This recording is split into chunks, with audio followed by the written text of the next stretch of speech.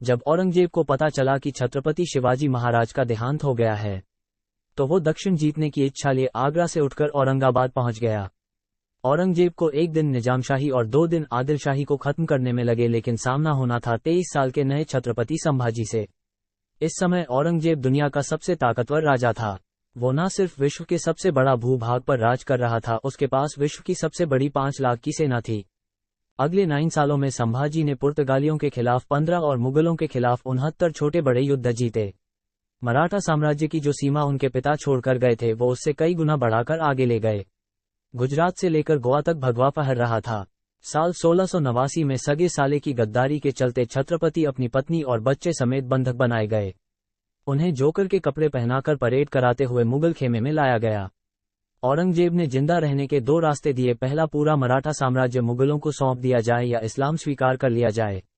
बंधक बने संभाजी का जवाब था, अगर औरंगजेब अपनी बेटी की निकाह भी मुझसे करा दे तो भी इस्लाम स्वीकार नहीं करूंगा। इसके बाद शुरू हुआ टॉर्चर। पहली दिन उनकी आंखें फोड़ी गई, इसके बाद उनकी जीभ काटी गई, फिर खाल उतारी गई, अंत में उनकी टुकड़े करके कुत्तों को खिला दिए गए।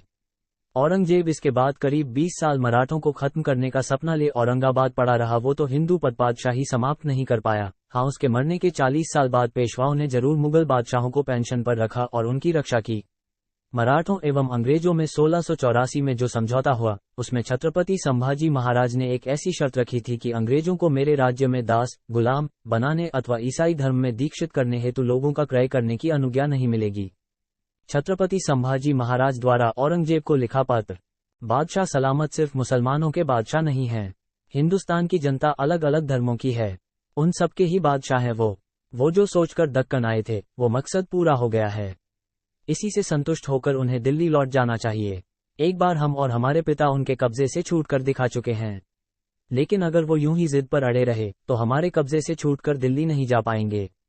अगर उनकी यही इच्छा है तो उन्हें दक्कन में ही अपनी कब्र के लिए जगह ढूंढ लेनी चाहिए।